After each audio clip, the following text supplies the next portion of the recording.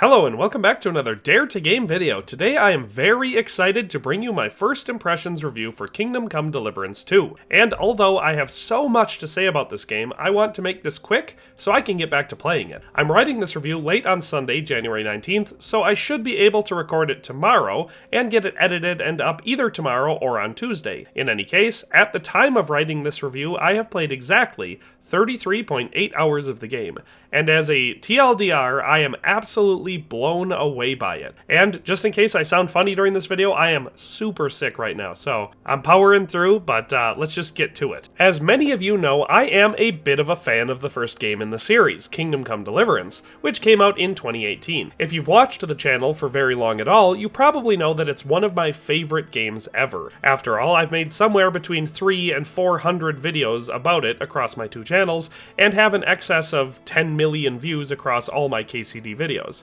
making it one of the things I am most well known for, if any such things in fact exist. All of this is to say it shouldn't be surprising that I love this game. However, as always, I plan to approach this first impression / should you buy it review with my normal level of cool, collected analysis and unbiased criticism or praise wherever it's due. One last note before I really get into it, and that's that this is a first impressions review, not a final review, as I have not finished the game, and this video will not have any discussion of the story as I plan to make it entirely spoiler-free. In fact, I've only played the first 5 main story missions. That being said, I have fully explored the entire first region of the game, done every scrap of side content I could find, and I have been testing all the skills, leveling, and minigames like crazy. So I'm getting a fairly good handle on the game at this point. I figure the first thing to touch on for this game is technical, as performance is probably the most important thing to consider in a first impressions review. In that regard, the game is great. I'm playing on a decently high-end PC, but by no means top of the line. I have an i9-9900K and an RTX 3080 rig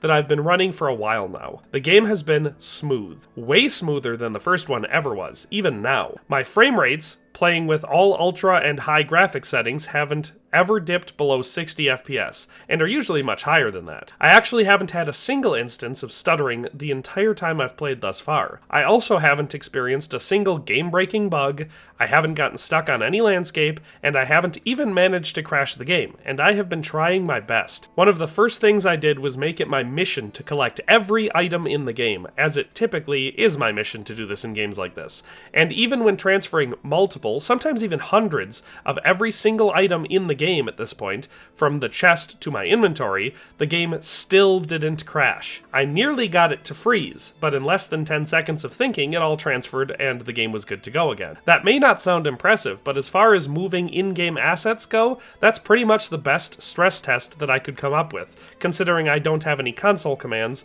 so I could then attempt, to spawn in hundreds of NPCs to see what happens. In short, so far the performance has been shockingly good, and keep in mind, this isn't even the final build that I'm playing. All the beta testing and reviews have identified numerous bugs that are all either being fixed or are already fixed at this point, and when you play on day 1, you're going to have a day 1 patch, and so you probably won't experience any of that stuff. So based on my experience in the game so far, and what they're already working on and already have fixed, the experience for you should be nearly flawless on launch day, assuming your hardware meets the minimum specs. Next, I want to discuss gameplay, as this is another extraordinarily strong section. If you liked the first game, you should love this one. And even if you didn't love the first game, this one offers a hell of an improvement in most ways. The combat maintains its essence that made it fun, and also kept it unique in the first game. However, it has been expanded dramatically to include so much more nuance. Combos, strategies, and the overall flow is so much better. There's still a target lock system, but it is much easier to use and switch quickly between multiple opponents. In fact, that's the only area where the combat could arguably still use any improvement, as the rest has been really ironed out. The combos are way easier to land, all the different weapons feel very unique now, and the input and response is so much faster and smoother than the first game. After playing this, it might be hard, if not impossible, for me to ever go back to the first game. most of the combat remains the same at its core. Stealth is still quite simple. You can knock out people, or if you have a dagger, you can kill them from stealth attacks. Ranged has a lot of new weapons, but they work a lot like the first game. Bows take the most skill to use, but also have the best fire rate and are the quickest and quietest to use. Crossbows are a lot of fun, and with the right bolts and crossbow, they can be extremely deadly, but their biggest strength is their ease of use and accuracy. Their biggest weakness is how long it takes to reload them.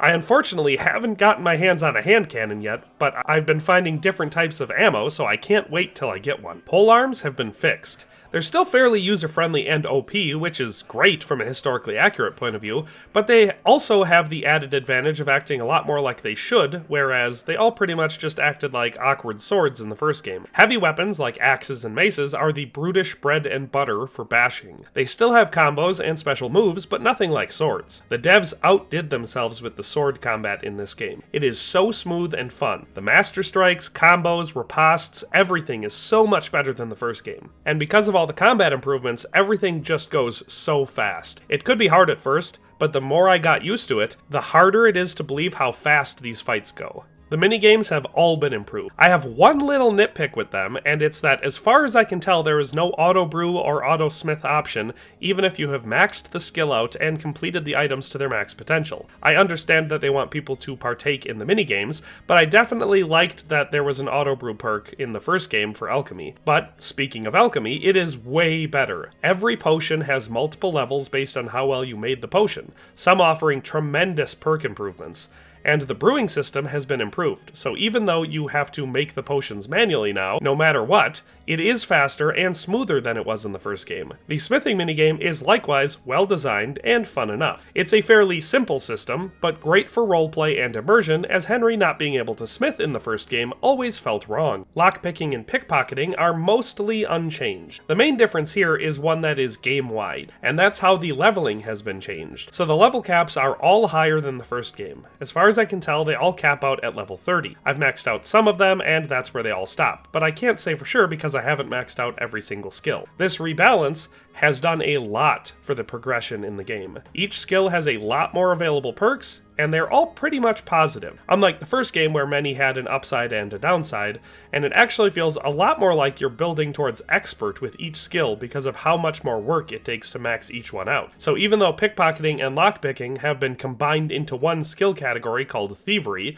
it still takes longer to get it to level 30, and so it helps make it feel less like you're an unstoppable Nightingale level thief within the first 10 hours of the game. And in a nutshell, that summarizes all of the skill changes that have been made across the board. So I won't go into each and every one of them. Next, I want to talk about the size of the game. And this game has got it all. It's thick, it's long, and it's deep. The perfect way to build a world for an open world, story-driven RPG. The first map section, called Bohemian Paradise, centered around the Trotsky Castle fief, is roughly the size of the entire first game. And it is just as detailed and handcrafted, if not more, than the first game. Every nook and cranny is filled with realistic and immersive stuff. I've already found some funny secrets and Easter eggs, mostly way off deep in the woods on the peripherals of the map, but so far, absolutely everything that you can see has been explorable. There may be nothing interesting there, but you can get on top of that rock. You can get down into that ravine, and you can get into that house. The entire map is real, and as I already said, I have only played the first 5 story missions, but I've done a ton of side quests and activities in the meantime,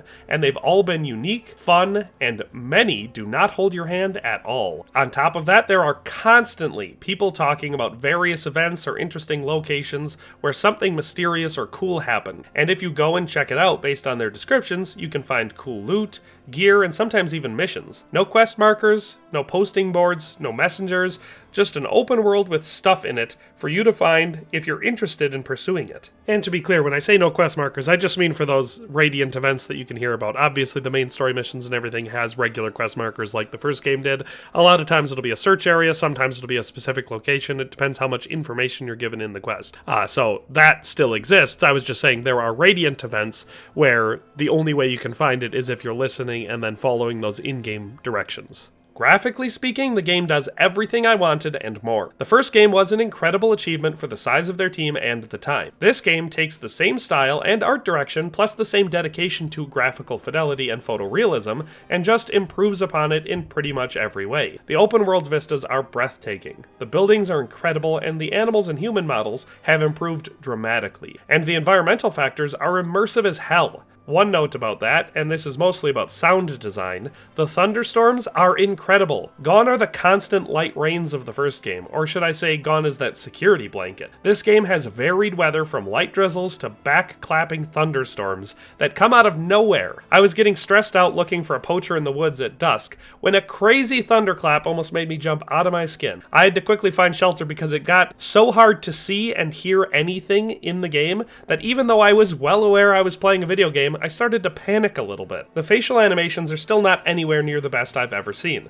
but they are a massive improvement over the first game. Voice acting is also for the most part as good or better than the first game. The whole primary cast, at least that I've seen so far, has been phenomenal, and I haven't run into a single bad performance from any secondary or even tertiary characters yet. I did run into some very Irish-sounding Moravians, but given the British-sounding Bohemians, if anything, that was clearly the right call. As I said at the beginning, I'm not going to discuss any specifics about the story, as you really should go into this as blind as possible, and Warhorse already has more than enough official story stuff out, so you know roughly what to expect if you want to. I will, however, say that so far I love the story. It is so much like the first game in design and feel, but the size, scope, and speed are dramatically dialed up. The game gives you all the time in the world to breathe it in, but at the same time the story feels urgent and so compelling that it takes a tremendous amount of willpower not to just plow through it. New and very interesting characters are being added, old characters are being fleshed out, and Henry is really getting the opportunity to grow and to go through a far more impressive arc than the first game. And as fans of the first game know, he went from a scrawny peasant who couldn't read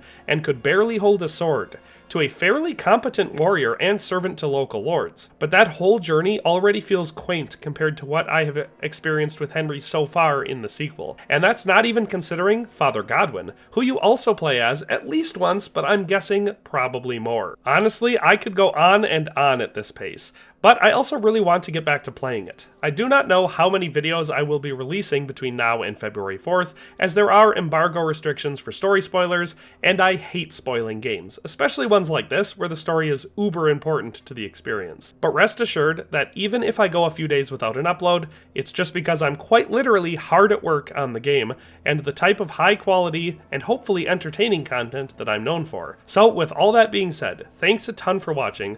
Leave your requests, suggestions, and otherwise down below. But I'm going to get back to it, and I hope I answered any questions that you had when you clicked on this video. Thanks for watching another Dare to Game video. If you liked this video, please leave a like and a comment. If you haven't already, be sure to subscribe to the channel.